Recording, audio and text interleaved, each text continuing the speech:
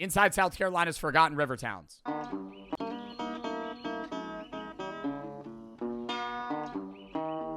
Yo, type 1 if you've been to South Carolina before. The PD, time, stand. Dude, weird state, man. I'm not saying I don't like it, but like that's why I wanted to watch this video for the people that have never heard of South Carolina, if you're from another country or just like you've never been there, don't know a lot about it. South Carolina is like one of the most growing states,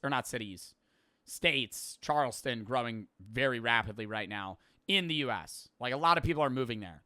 So the city culture is like very high tech, very new, a lot of young people. But then the other opposite side of these areas is like these weird swamp towns that like are very isolated and no one lives. And there's people that are like fucking sharecroppers. Like not now, but like in their lifetime, and they're like 50.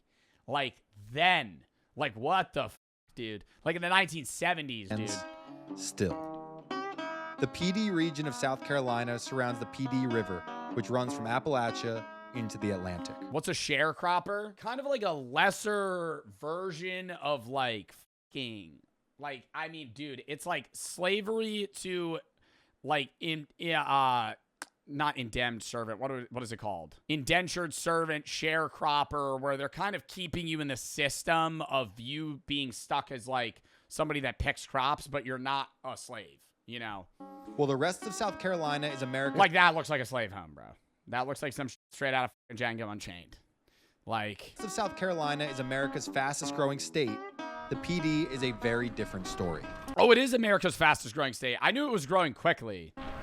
Just look at the smoke. I would have thought it was either South Carolina or Georgia.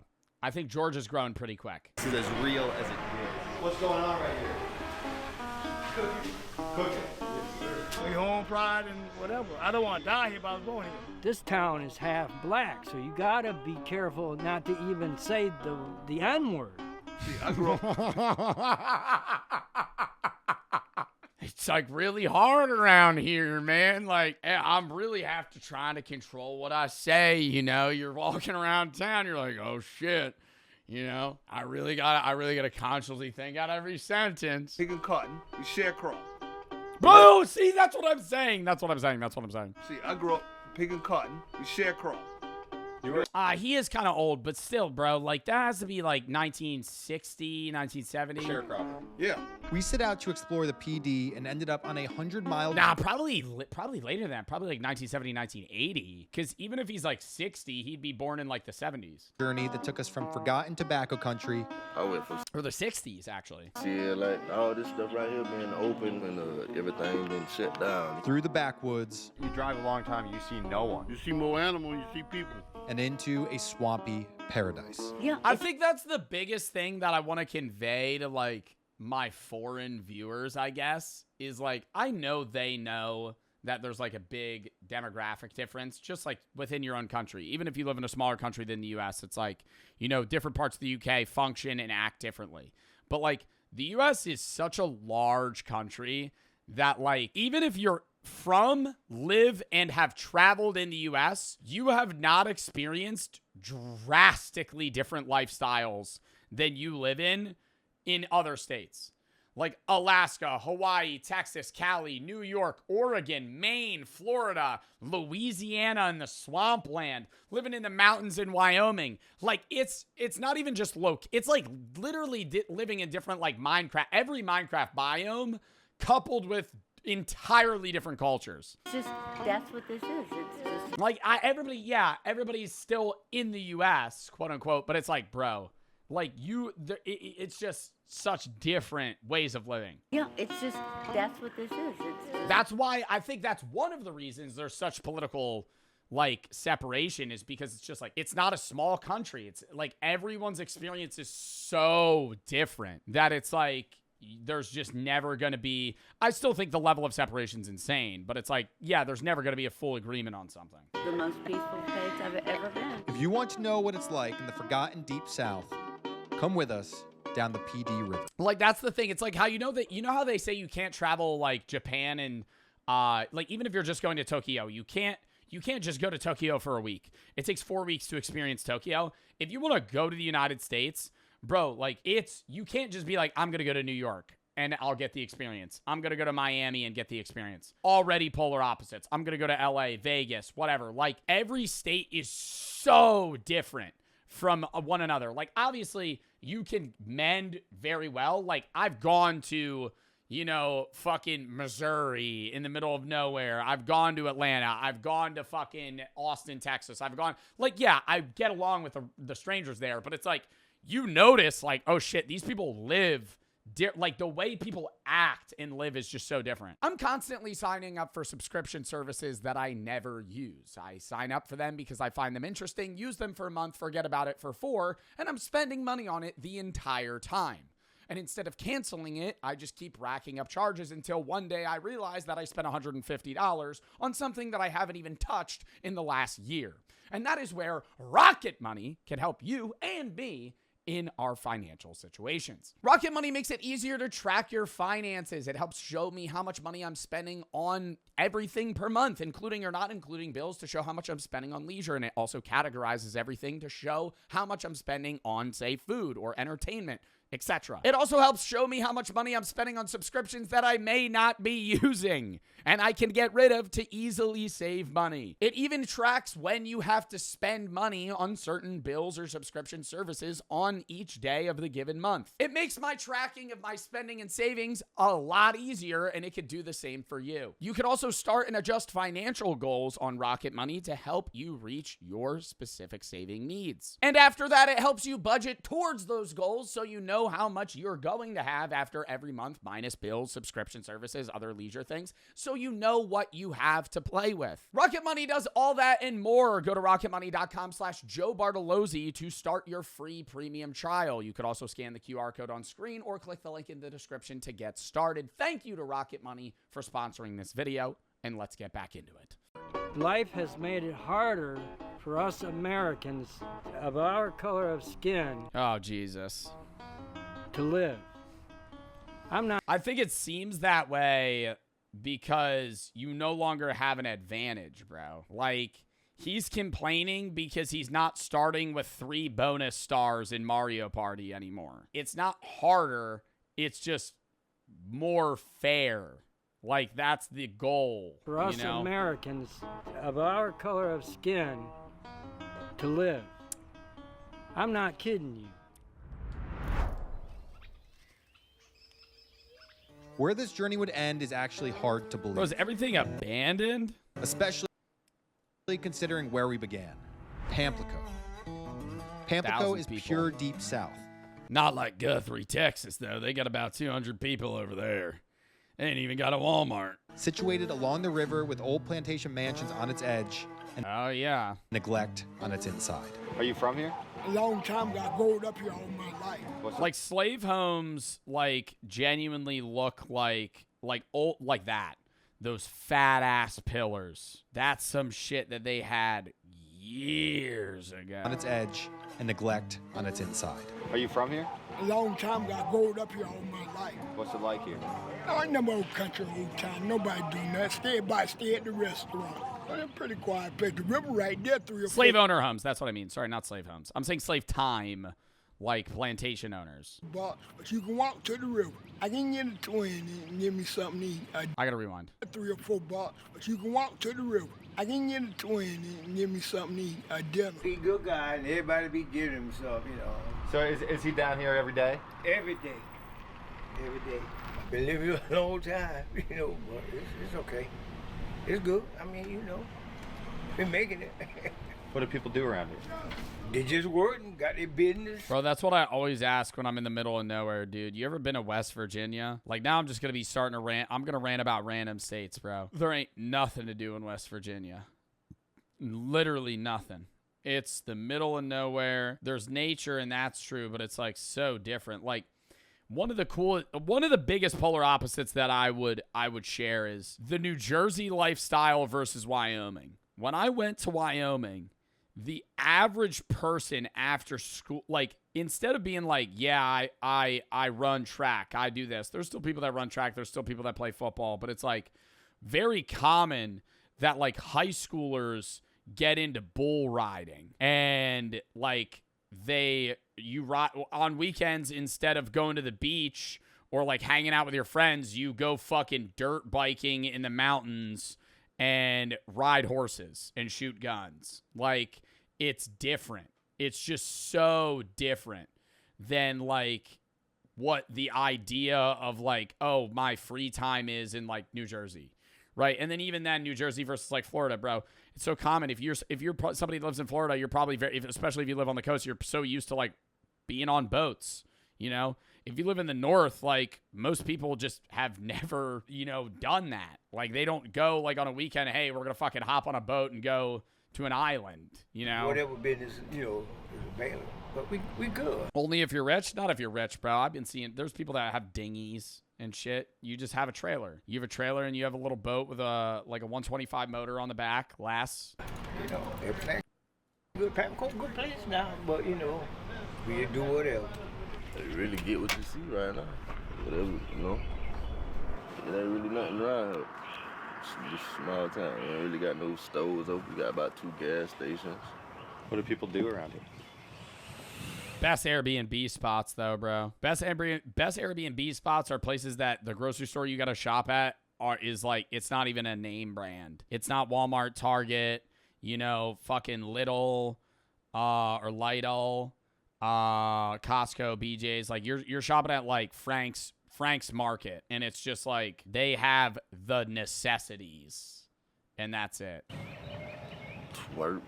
It's Lidl, not Lidl. Yeah, I never know how to say it. But it ain't really no jobs right here to work, so you gotta go like out. You gotta, you know what I'm saying? You gotta go to Florence and Lake City and all type of other places to find a job. We ain't really got no jobs down here. Does it change much? A downfall.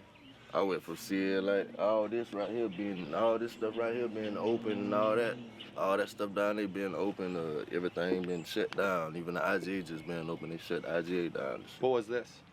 Like a little club. Right, it was like a little liquor store. It was a big warehouse right here, big tobacco. They had the train used to go through it. Yeah, all that stuff. That's real bad when you have the local liquor store fail. That's how you know the town's into shit. That's like the one thing that never goes bad.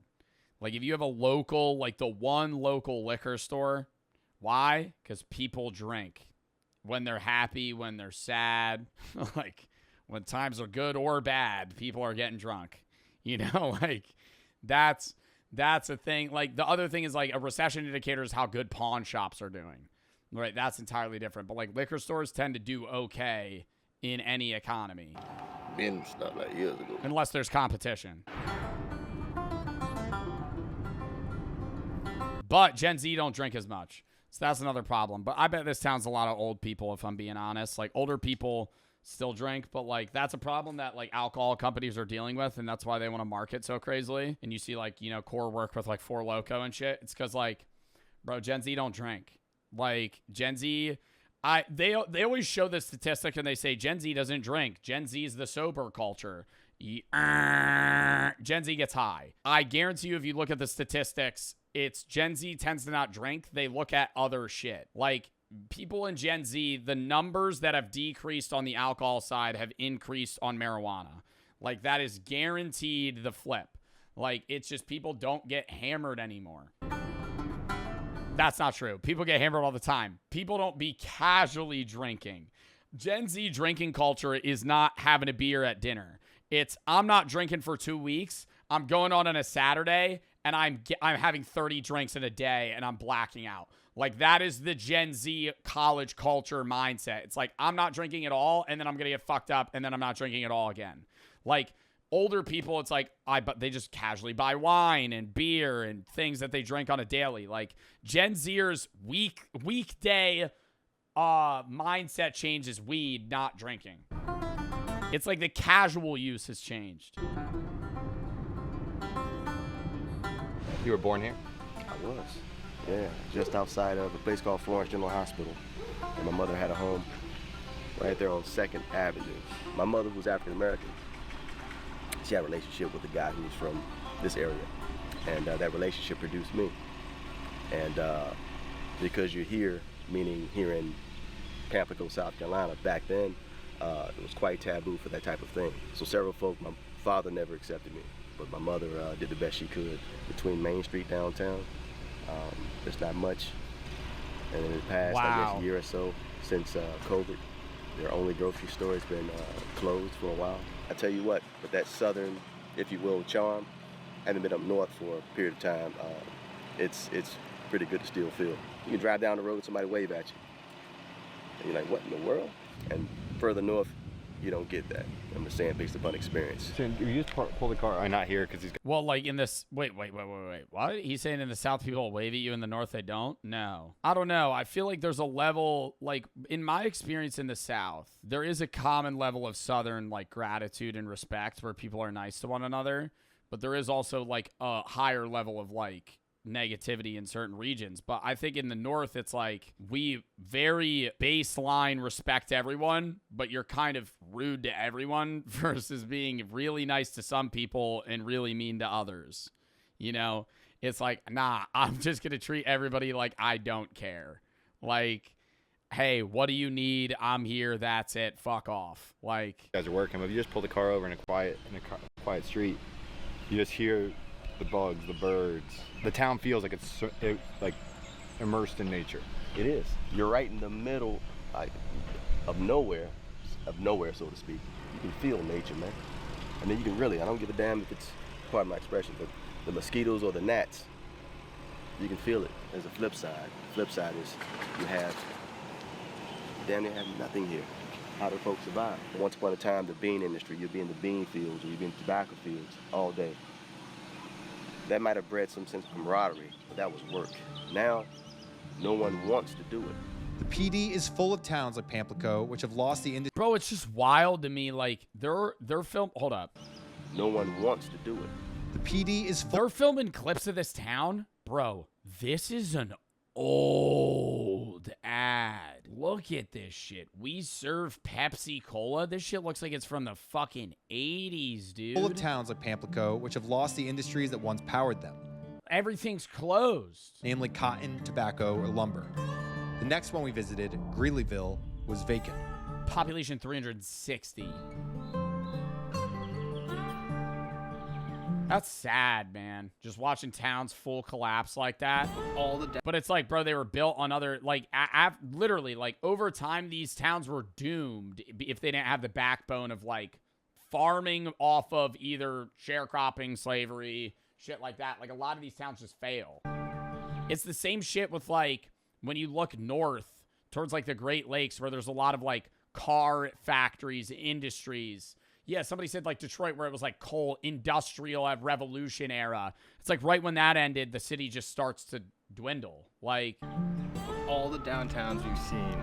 Turn off subtitles? Bro, I only had it on for that guy. This row right here Because it was quiet.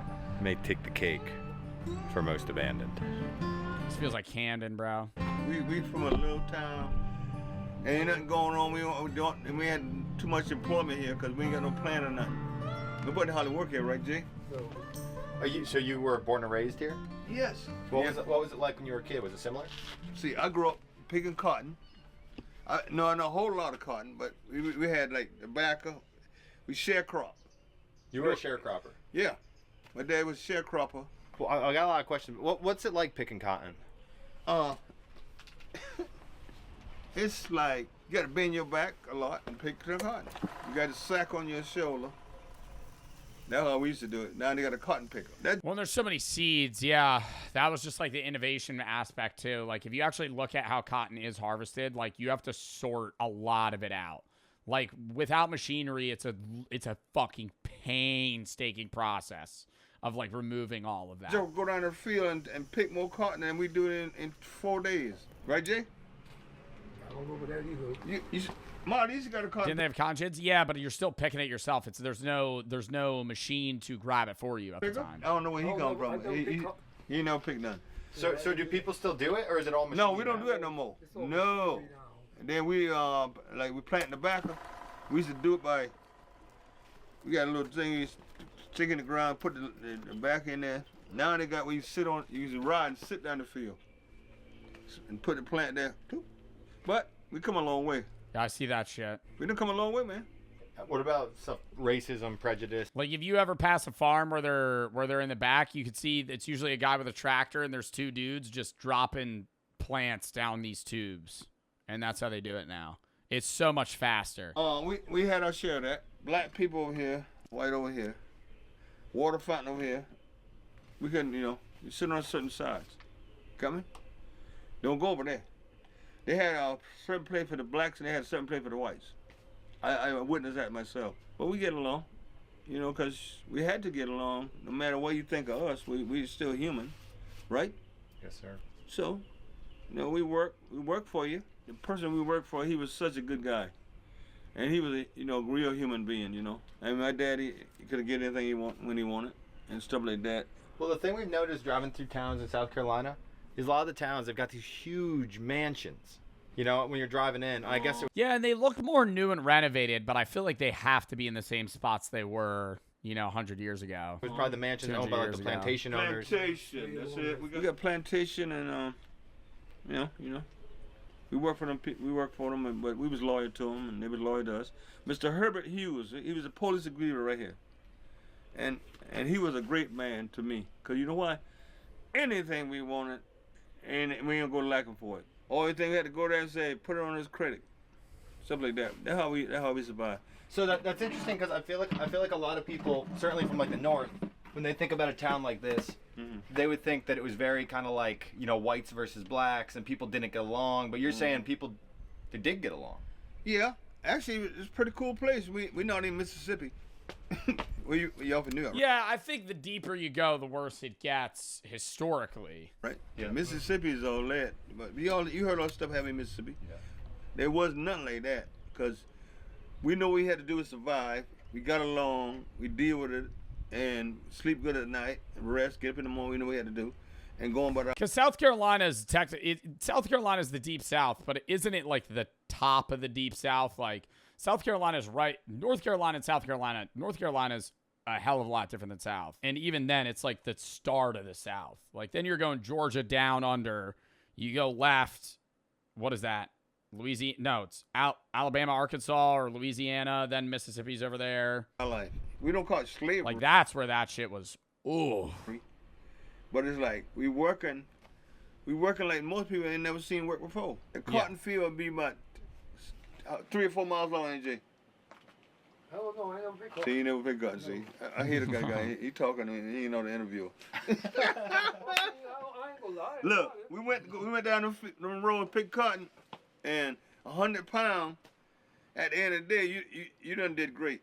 Well, you pick 100-pound cotton, you a champion, boy. One thing I noticed though now, when you go around some of these towns, you see construction workers, they're almost all Mexican. There you go. They're all Mexican.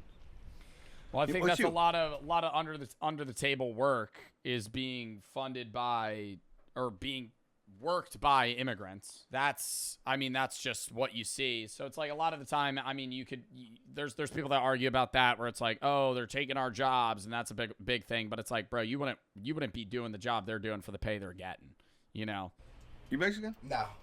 I get that a lot. Italian. Oh, okay. People say that.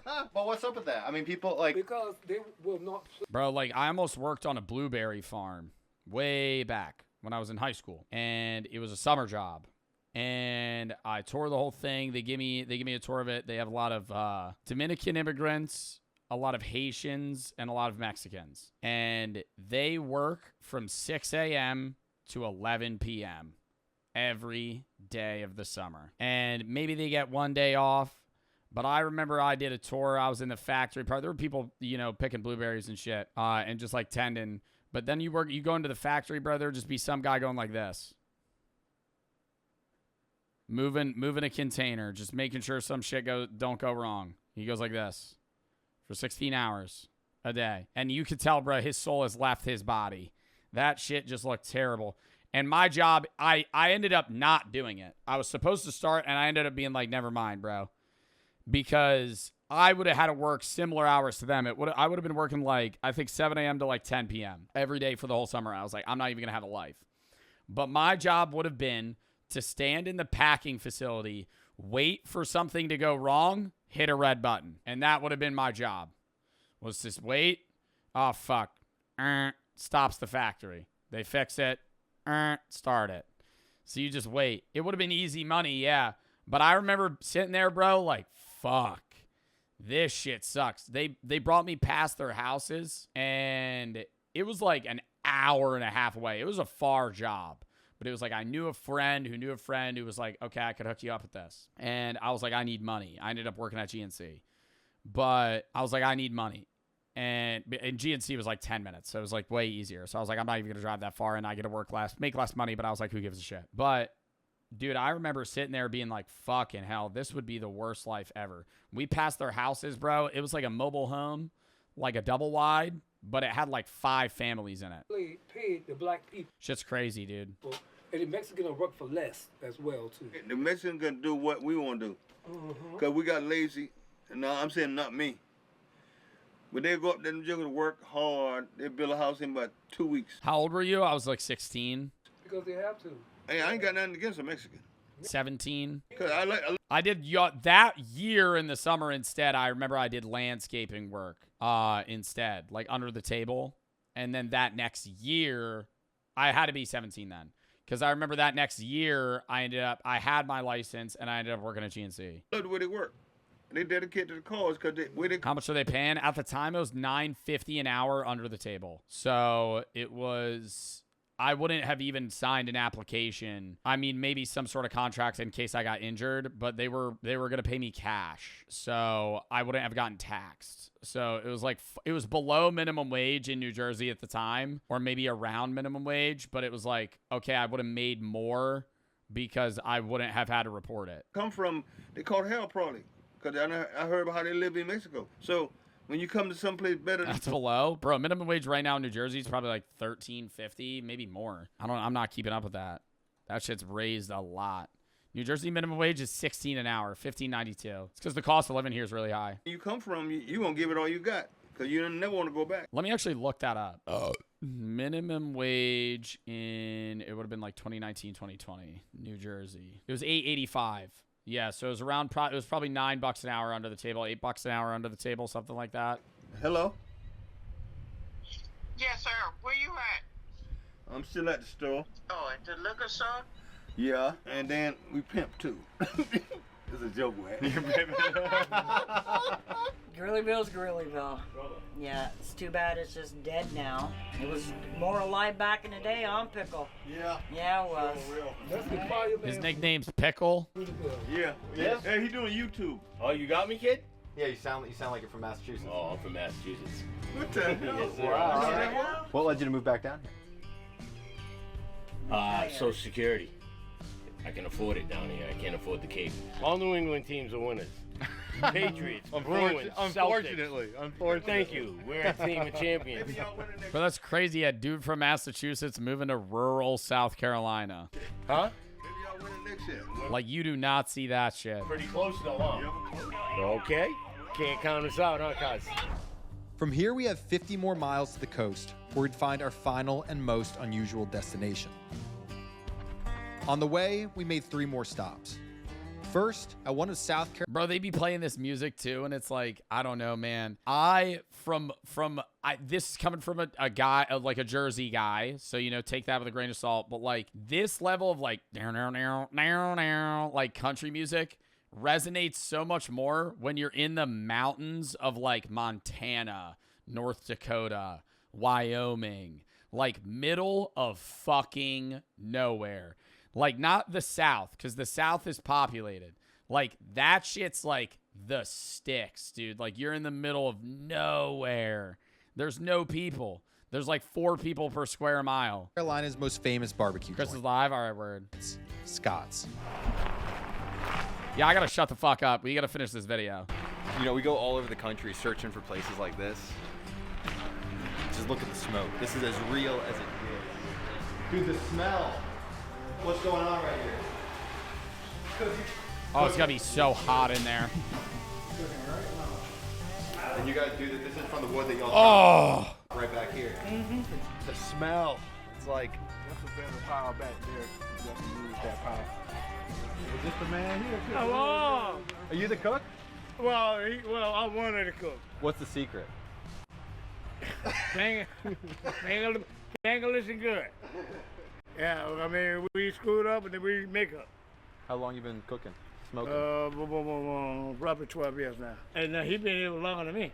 He was 7, 8 years old. How long has this been here? Scott's. Since 72. 72. And we still proud of it. And the old man leave us here. He left the door open for us. We keep it open. They say it's the best barbecue in South Carolina. Hey, look at we can't brag when we get feeding hungry. We get feeding hungry. What's it like around here, this area? Yeah, not so quiet. Yeah, it's slow. And then every neighborhood, somebody be. Yo, best pulled pork sandwich I ever had was on the side of the road in the middle of nowhere in Florida. I'm so serious. The best barbecue you'll ever have isn't at like a world-renowned Yelp-reviewed place. It's a place that doesn't even show up on Google Maps, and it's like in the middle, like in a back road. It's just like a shack, and it's like we got blank, and they have 4 items, just a dad and a mom at a smoker. Backing up every now and then. You know, anywhere you go. We live in here, I guess we used to here. And we home pride and whatever. I don't want to die here, but I was born here. Okay, so we went big. It was on the way to Keaton Beach. Now, I don't remember where it was, but it's somewhere in Florida. I used to go scalloping. There's a lot of stories I haven't told to chat. I don't know if I've ever told a scalloping story. I used to catch bay scallops, and I would shuck them in the summer. Lure, a little lure drop. I used to catch, it would be like 5-gallon buckets of little bay scallops. They're about yay big. They would snap you. You got to put them in a bag, and they would snip you. You got to hold it away from you. And there'd be like sharks in the water around, stingrays and shit. And you were just like trying to avoid them. Oh my God. I remember that used to scare the fuck out of me, but I thought it was so fun. Oh. With the order here. I've been shrimping. I've been offshore fishing. I haven't gone fishing forever though, dude. Pound of ribs with some spicy vinegar sauce. Barbecue. I didn't even know the barbecue came with a rib. Look at that. Barbecue comes with a rib. We got baked beans. So good. Coleslaw, mac and cheese. Or sorry, not a fan of coleslaw. Potato salad, no mac and cheese. Keep that shit. Don't even give it to me on the side. Don't even put it on my plate. Here. This is as good as it gets. I mean, I have no words beyond this wood-fired smoky meat I'm about to stick in my mouth. Let's see how it goes. You have never eaten something that has been cooked with as much care as this right here. This is unbelievable. Now, I just want to take 15 seconds. Old school. We got back on the road and headed toward McClellanville, and our next stop was an accident. As we headed east, we stopped outside an abandoned house next to the old train tracks and happened to meet Cowboy the Can Man. How may I help you? Cowboy the Can Man? Where are we right now? It's that guy. You're right now in St. Stephen's. St. Stephen's is a small town. You'll find out that sometimes it can be kind of a little hair-raising at times. Your name Cowboy? Well, my real name is Robert, but I go by Cowboy the Can Man because I'm a little popular in this town of getting cans. I'm a retired veteran. Real famous. I fought for 3.5 years in the Army. What war? I was a retired veteran. I fought for 3.5 years in the Army. There was once industry during the wartime of World War II. Now it's just stand still.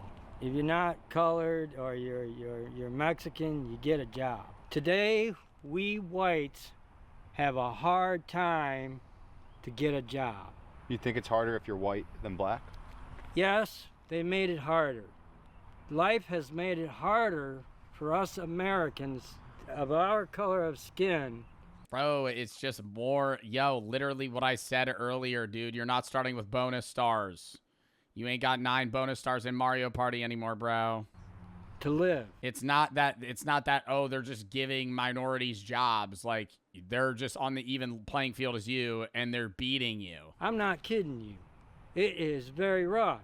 I wouldn't be doing this if I was in a poor spot. Yeah, it feels kind of strange to be, like, this town feels a little bit stuck Yes, in it does. time. I tend to agree with you. I don't know how he feels about it. Yes, it does make you wonder where we're standing right now. Well, then at the same time, you think you got robots and AI and all this stuff. Absolutely, and we got a satellite that's floating around in space, and every time we are discussing something, that satellite picks up just exactly what me and you are saying.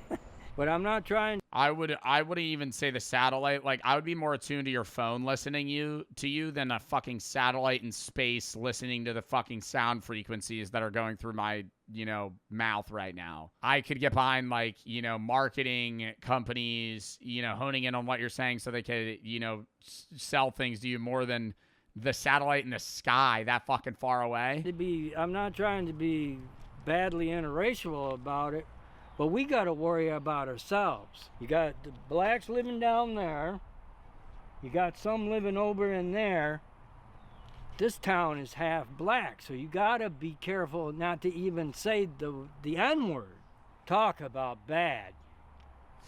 This town takes the cake, right? Bro, just don't say the N-word.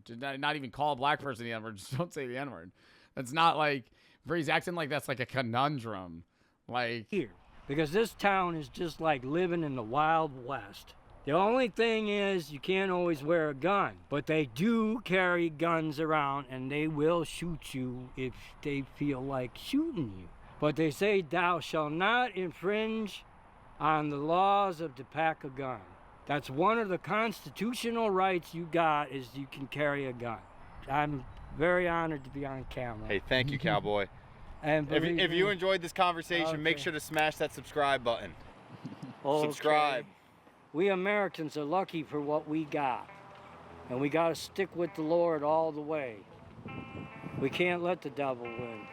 We then learned that this town had not recovered from Hurricane Hugo. Bro, but how do you say some shit like that and then right after be like talking about how I don't get it, man. Like, do you understand like what I'm trying to say? Like, how are you going to sit here and be like preaching Christianity and then in the same breath be like, yeah, well, there's a lot of black people around here. Decades ago. So what's up? We noticed a lot of abandoned buildings. That used to be an old funeral home right there. Since even when my mom was here, because she used to tell me about it all the time. But if you see a lot of abandoned buildings, a lot of that stuff came after Hugo. The hurricane hit it. Yeah, when the hurricane hit it, they just said, nah, we ain't even gonna build it. We ain't even gonna build it back no more. Wow. And so people just picked up and left? That's it. So it's only really that. There's a couple of gas stations up that road. You'll see that's abandoned, a laundromat, some stuff like that. But like I said, it's just a little small town, man. That's about it. Back in the car, we drove toward McClellanville, our last stop. As we traveled, we passed through swamps and dense forest. Wow. We decided to drive down one of the dirt roads to see what or who we would find.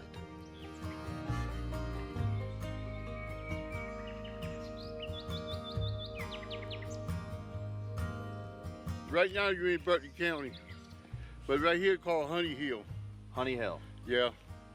And most of the private country people, whatever, then we got no money. I moved down here about 30 years ago. Wow. I don't get along with people too good, but back here it's quiet. Everybody keep to yourself, car go by, hey, that's it. What do people do here? I'm retired. I'm 66. I don't do nothing. I do whatever I want to do. I worked hard all my life, 47 years. What'd you do? I used to be a mechanic. Worked hard, getting a little bit of money. But it's all right. I live it, doing good, eating. A lot of people nowadays don't want to work. Yeah, I agree with you. But what do you eat? What do you have? You don't work, you don't eat. The Bible tell you that. In the 30 years you've been living here, has the area changed? Oh, it changed. It went up. When I first come here, when I bought the house, I paid $30,000 for the house. Wow.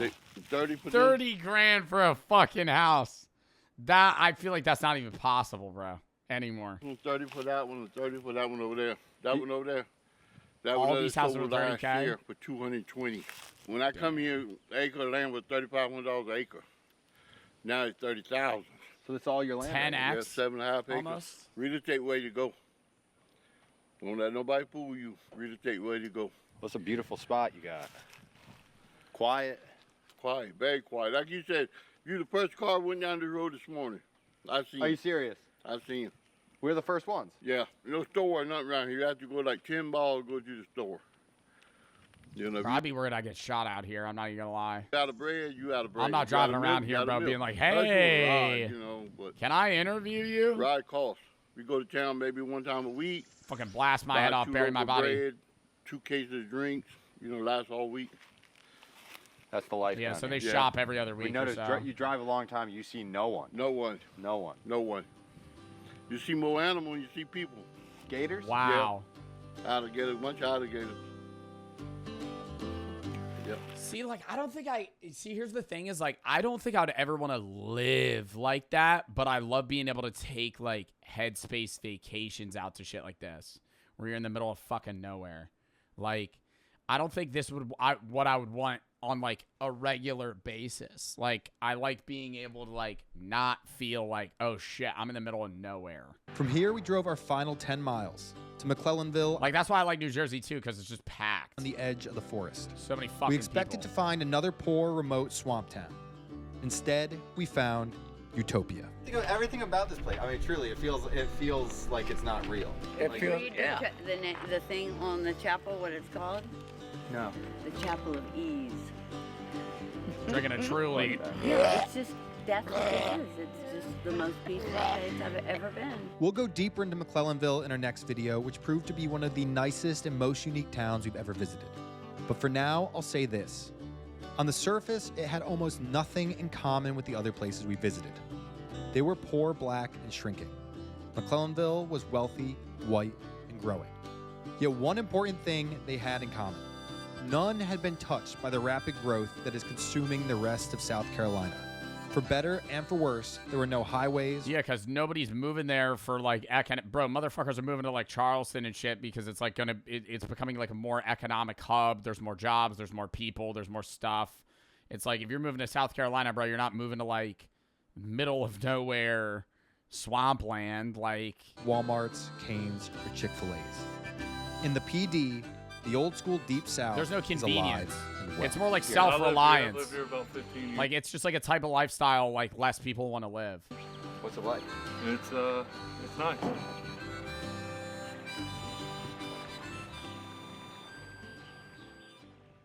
If you're still here, I'd like to... WVED. I'm not watching the rest of that. Roka makes some good shit. All right, you gotta be careful not to even say the N-word. Sounds like a real daily struggle, bro. All right.